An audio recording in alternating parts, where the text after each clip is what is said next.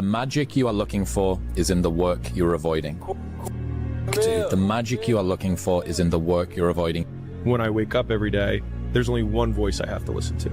It doesn't matter whether I achieve all of my goals or I don't achieve all of the goals. In 3 generations, I'll be forgotten, and the only people who were naysaying against me will also be dead.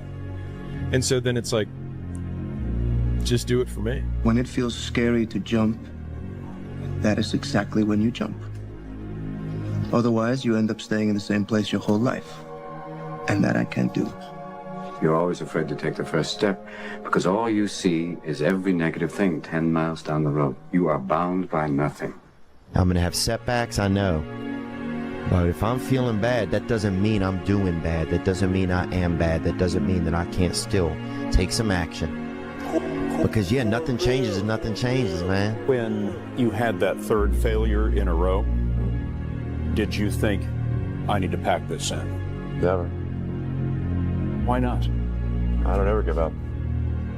I mean, I'd have to be dead or completely incapacitated.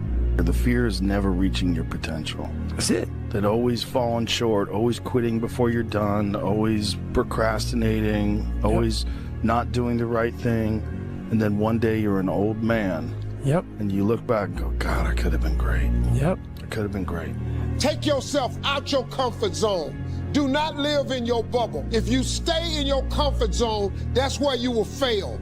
The unfulfilled potential is the story of most people's lives. It is. It is. And it could have been the story of mine. And I tell a lot of people go, what's your biggest fear in life? And my biggest fear, honestly, was, let's say this. Let's say, I don't care if you believe in God or not. I don't care. So let's just play a game with me. Let's say you're God. And we have a big, long line of people. And I made it to heaven. I'm 75 years old. I'm 300 pounds. I made it to heaven. I worked for Ecolab my entire life, spraying for cockroaches. That's what I did. But I'm dead. I'm in heaven now. And you're judging us all now. So we're in line. We're all sitting there in line. And you have Adam Brown. He has a big board up, and you're talking to Adam Brown about his life. And you rip it down, and I'm next in line, David Goggins. I see my name. I see all this, and God goes, hey, you say, read this, man. And I'm reading this list, and I'm seeing 182 pounds, Navy SEAL, Ranger School, motivational speaker, changing lives. Okay, man, pull-up record, all this shit. And I'm like, that's not me, man. And God looks at me and says, that's who you were supposed to be. To get something you never had, you have to do something you never did. Les Brown's a motivational speaker. He made an analogy about this. He says, imagine you're on your deathbed, and standing around your deathbed are the ghosts representing your unfulfilled potential. The ghost of the ideas you never acted on. The ghost of the talents you didn't use. And they're standing around your bed, angry, disappointed, and upset.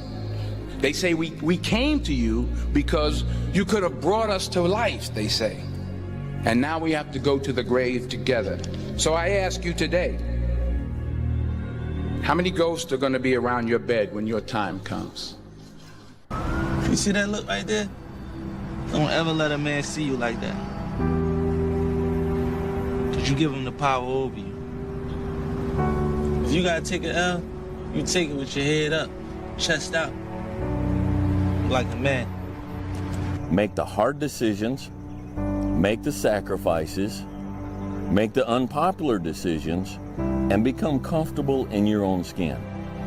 And if you are not a person that you are comfortable being alone with, that is the one person in this universe that you have full power, full right, and full responsibility to change. If you had to create a human, what would you put them through to make them tough? It probably wouldn't be a really chill life. Yeah. What would you put them through to make them patient? Well, you probably wouldn't give them things immediately. And so it's like we want these traits, but each of the traits has a price tag attached to it. And it's just like, do you want to pay the price tag to get the thing? And so I think if people reframed the period of life that they're going through as the price that they're paying out of their wallet, but the wallet is their time, is the seconds of life that they're trading for it, then I think more people would be willing to make the trade. Because at least when I look at myself, like when I'm 80 something years old and I'm looking back at my life, I want to have these traits. But in order to have those traits, I know I have to go through these things. And I think for me, that's given me a lot of comfort in hard times. You love this game. I mean, love it with your whole heart. Because if you don't, let's not even bother. Let's not open that door. They're just going to slam it right in our face. I love this game. I live this game. And there's 1,000 other guys waiting in the wings who are obsessed with this game. Obsession's going to be talent every time. You got all the talent in the world, but are you obsessed? Is it all you ever think about? Let's face it, it's you against you out there. When you walk on that court, you have to think, I am the best guy out there. Whatever you do, you've got to be a little bit gone to it. You're not all there. You've got to be almost insane to your craft. Not a lot of people can understand that. That's why I don't know about nothing else. I do not pay attention to nothing else. There was games of football on yesterday, there was rugby, there was this, there was that. And like normal society is like, let's talk about this, and let's engage in this, and I can't do it, I just don't, people are talking to me, and in my head, I'm counting something. I'm counting up a number, or I'm knee-deep in a sequence on the mat, or on the feet.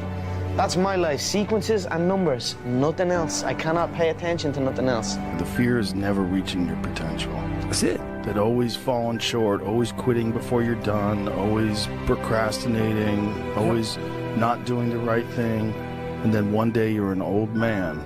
Yep. And you look back and go, God, I could have been great. And my personal question to you is, why not you?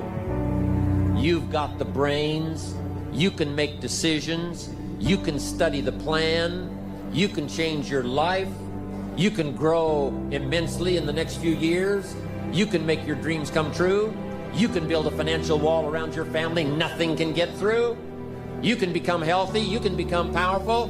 Why not you?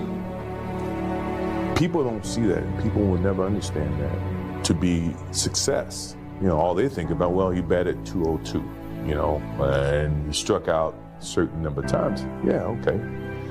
But the effort was there, and the learning curve and the passion was there that has transcended not just to me, but to other people who are afraid to do things because they're worried about the perception that may come from other places. To me, that's more gratifying than anything, So that's the things that my father and my mother instilled in me. Take a negative and turn it into a positive. Don't be afraid to fail.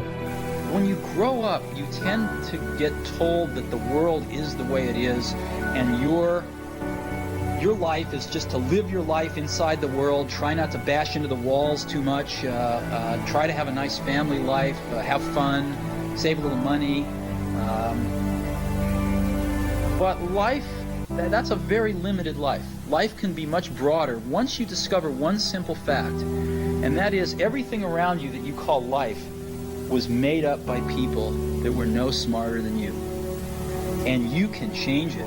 When this goes online or whatever it is, it really matters, and it really doesn't matter. What matters is, the people who are sparked by it, and the people who are offended by it. It doesn't fucking matter. Fuck you, because it's about motivating the doers. We're not on the stage just because of talent or ability. We're up here because of 4 a.m. We're up here because of 2-a-days or 5-a-days. We're up here because we had a dream and let nothing stand in our way. If anything tried to bring us down, we used it to make us stronger. We were never satisfied, never finished, will never be retired. My high school English teacher, Mr. Fisk, he had this beautiful quote, and it read, "Rest at the end, not in the middle." And I took that to heart. I believe there's time for resting at the end, but for me, that time is not now. To have a dream, sacrifice for it, and never ever rest in the middle. Be the guy who embraces the ugly, the miserable. Be the guy who embraces hard work, the grind. Don't be afraid of being hurt. Don't be afraid of sacrificing some blood. You want to be great? You want to be the baddest motherfucker ever at what you do? You're going to be misunderstood by everybody because you're going to be so fucking obsessed and so driven to get there. That's what it takes. When people don't understand you anymore, you've arrived. If you haven't got